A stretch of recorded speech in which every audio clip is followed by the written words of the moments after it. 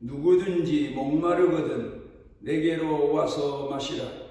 나를 믿는 자는 성경의 이름과 같이 그 배에서 생수의 강이 흘러나오리라 하시니, 이는 그를 믿는 자들이 받을 성령을 가리켜 말씀하신 것이라. 예수께서 아직 영광을 받지 아니셨으므로 성령이 아직 그들에게 계시지 아니하시더라. 이 말씀을 들은 무리 중에서 어떤 사람은 이 사람이 참으로 그 선지자라 하며, 어떤 사람은 그리스도라 하며, 어떤 이들은 그리스도가 어찌 갈릴리에서 나오겠느냐. 성경에 이르기를 그리스도는 다윗의 씨로 또 다윗이 살던 마을 베들레헴에서 나오리라 하지 아니하였느냐 하며, 예수로 말미암아 무리 중에서 쟁론들이 그 중에 그를 잡고자 하는 자들도 있으나 손을 대는 자가 없더라. 창세기 2장에 보면은 하나님께서 에덴 동산을 창설하시고, 그리고는 그곳에 네 강이 흐르게 하셨으며, 그 강 주변에는 시편 1편에서 말씀하는 대로 시절을 쫓아 과실을 맺는 그런 나무들이 자라 풍성하도록 하셨습니다.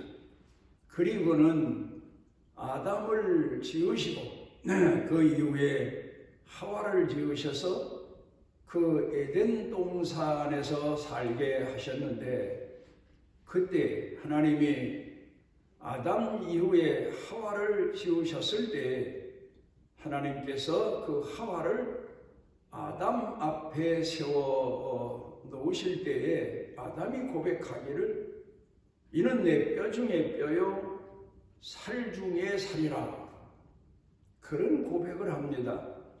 그 고백을 하는 아담의 마음도 우리가 얼마나 감동과 감화와 그리고 하나님의 은혜로 충만했나를 알 수 있지만, 그 말을 들은 하와도 얼마나 행복한 순간 시간들이었을까, 그걸 생각해 보게 됩니다. 내 뼈 중에 뼈요 살 중에 살이라. 이 말씀을 좀 더 줄여서 생각해 보면, 나보다 아주 소중한, 가장 소중한, 나에게 있어서는 가장 소중한 사람이 바로 당신이다 하는 그런 고백입니다. 그런 고백, 그런 사랑 속에서 살던 아담과 하와가 창세기 3장으로 내려가서 보게 되면 타락을 하게 됩니다. 하나님의 계명을 어기고 따먹지 말라 한 선악과를 따먹고, 그리고는 자기 자신들이 죄인임을 깨닫고 나무 잎을 따서 치마를 만들어 입고, 그리고는 그늘진 곳, 나무 그늘, 숨을 만한 곳, 그런 곳을 숨어 다니면서 살았습니다. 그때 제가 짐작하기로 그때 아담과 하와의 대화가 어땠을까?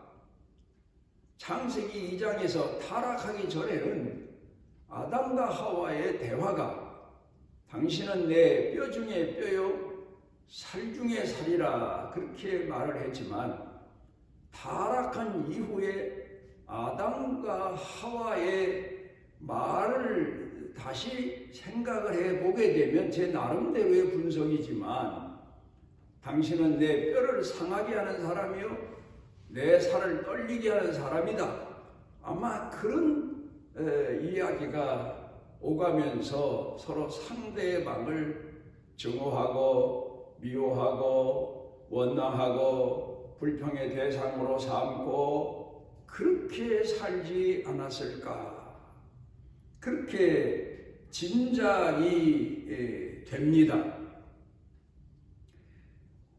오늘 성경 본문 요한복음 7장 가운데 보게 되면 예수님께서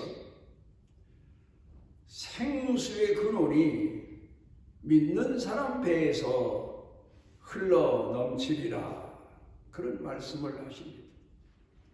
오늘 예수를 믿는 사람들, 예수님이 말씀하신 말씀과 성령으로 거듭난 사람들, 그 마음에서는, 그런 뜻이죠, 그 배에서, 그 마음에서는 생수의 강이 흘러 넘치리라, 그렇게 말씀하십니다. 그러니까 말씀과 성령으로 거듭나서 그 말씀과 성령으로 사는 사람은 그 입에서 나오는 말이, 그의 행동이 마치 시냇가에 심은 나무가 과실을 때따라서 맺어서 사람들이 그를 따먹고 즐겨하며 행복해하며 사는 것처럼 그 입에서 나오는 말들이 감사의 말이요, 사랑의 말이요, 온유의 말이요, 겸손의 말이요, 따뜻한 말이요, 포용의 말이요, 이해의 말이요, 용서의 말이요, 배려의 말이고, 어쩌면 대신 책임지는 그런 말이 나오는 그런 거듭난 신앙인의 모습을 생각하게 합니다. 그런데 성경을 통해서 보면 예수를 잘 믿고 하나님을 공경하는 사람일지라도 또 하나의 강이 숨어 있다는 사실을 우리가 깨닫고 경계해야 됩니다. 로마서 7장 가운데 보게 되면 사도 바울이 증언해서 하는 이야기가, 하나님을 잘 공경하는 사람일지라도, 말씀과 성령으로 거듭난 사람일지라도 그 가슴 속에, 마음 속에 숨어있는 강이 또 하나 있는데, 욕망의 강, 정욕의 강, 그 강이 있다. 그래서 본인 자신은 그 강이 있는 사실을 깨닫고 그 강이 흘러 넘칠까봐 늘 자신을 쳐서 복종케 하고 자기 자신을 십자가에 못 박고 그러면서 매일매일 산다.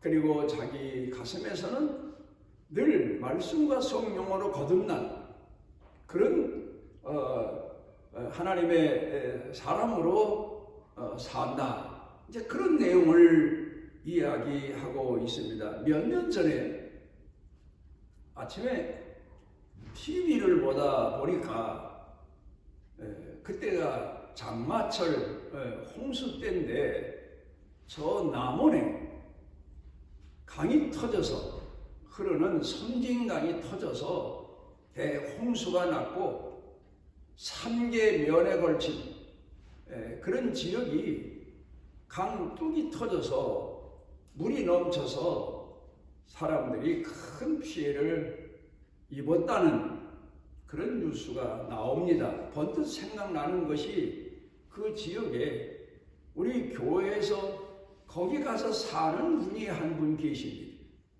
그래서 서둘러서 제가 거기를 찾아갔습니다. 가서 보니까 참 기가 막힙니다.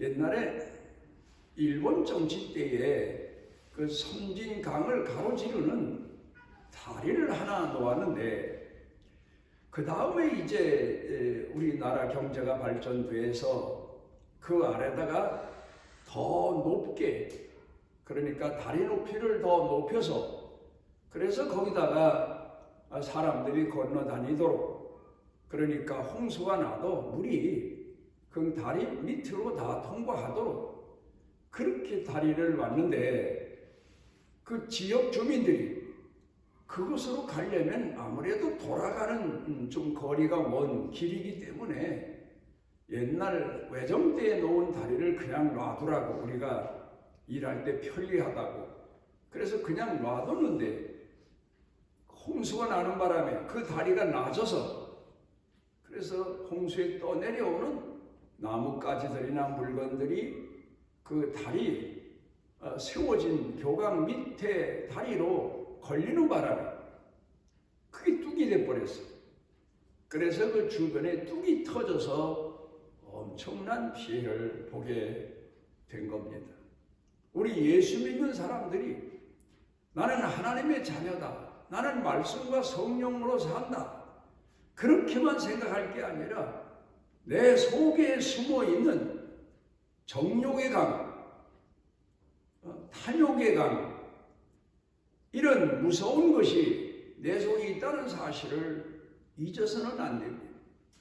그리고 가끔 화라산이 지진이 일어나고 화라산이 터지는 것처럼 때에 따라서 환경에 따라서 전혀 그럴 것 같지 않았던 사람이 분노하게 되고 폭발하게 되고, 그래서 마치 홍수가 나서 강둑이 터지고 많은 피해를 보는 것처럼 그 못된 성질 때문에, 또 그런가 하면 간교한 성질 때문에, 또 속에 품고 있는 악한 생각 때문에 다른 사람에게, 자기 주변의 사람들에게 홍수 피해보다 더 큰 피해를 입히는 그런 경우가 있다는 사실을 잊어서는 안 됩니다.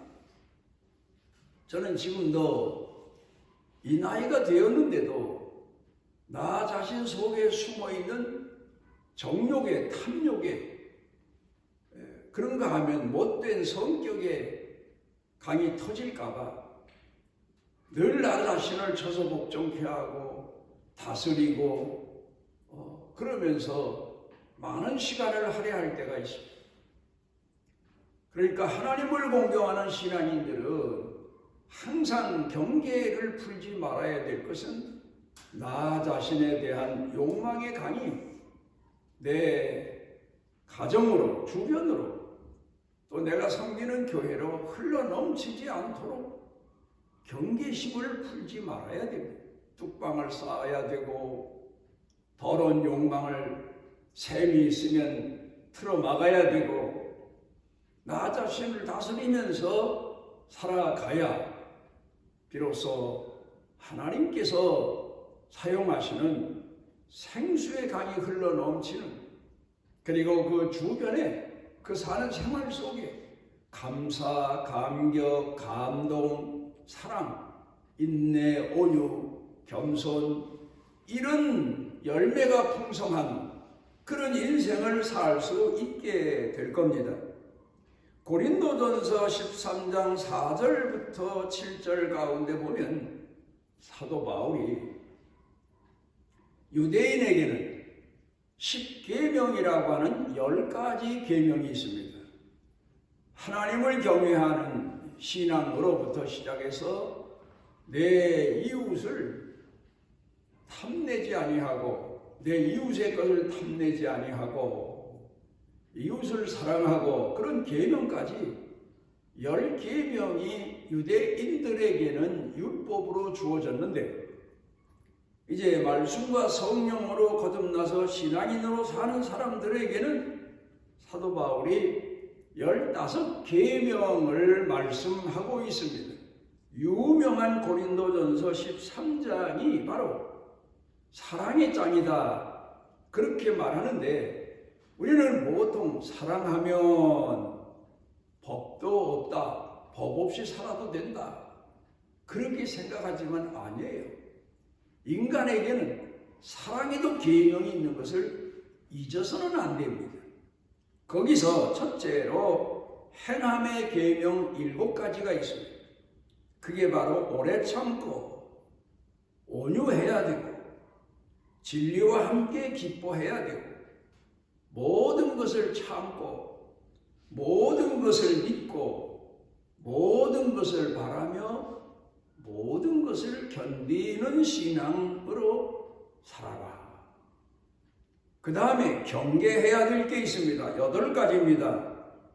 오히려 행함의 계명보다 경계해야 될 계명이 하나가 더 많은 것은 우리 인간이 아직도 부패하고 타락한 인간성을 가지고 살고 있다는 것을 가리켜 말씀하는 내용입니다.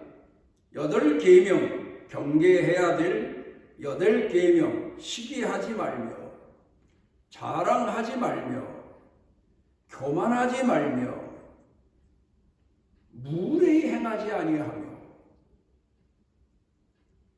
요 근간에 우리 예수 믿는 사람들이 사회를 보면서 얼마나 무리한 행동 말들이 많습니까? 그러니까 우리 예수 믿는 사람들이 오늘을 살면서 교회에서나 가정에서나 사회에서 무례한 행동을 해서는 절대 안 됩니다. 어떤 이유에서는 자기 유익을 구하지 아니하며 자기는 손해를 봐도 공동의 유익을 위하고 하나님의 유익을 위해서 살아야 된다, 그런 말이죠.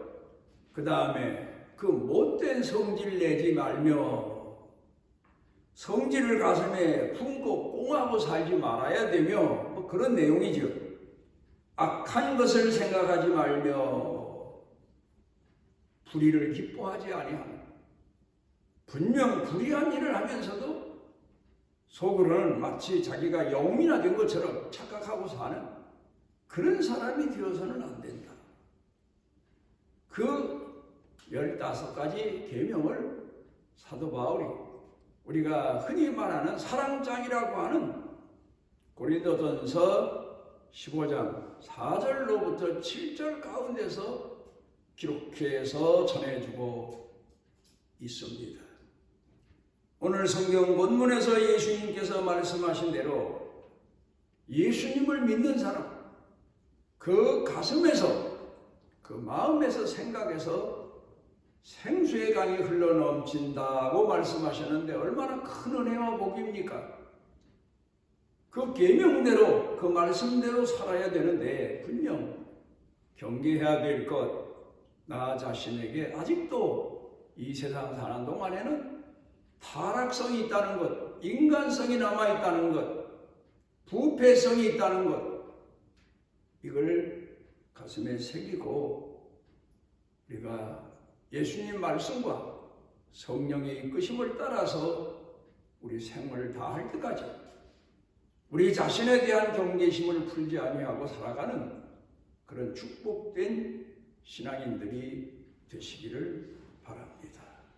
우리를 지극히 사랑하셔서 주의 자녀로 삼아주시고 우리 속에 욕망의 강, 불평, 원망, 불신, 미움, 원수 맺는 것, 이런 것들로만 가득한 가운데 생수의 강이 흘러넘칠 수 있도록 축복하신 주님, 이제 우리가 주 앞에 부름받은 자녀로만 살아갈 수 있도록 우리 자신을 붙잡아 주시고 깨우쳐 주시고 우리 자신을 경계하는 신앙을 늦추지 아니하도록 하나님 이끌어 주시옵소서.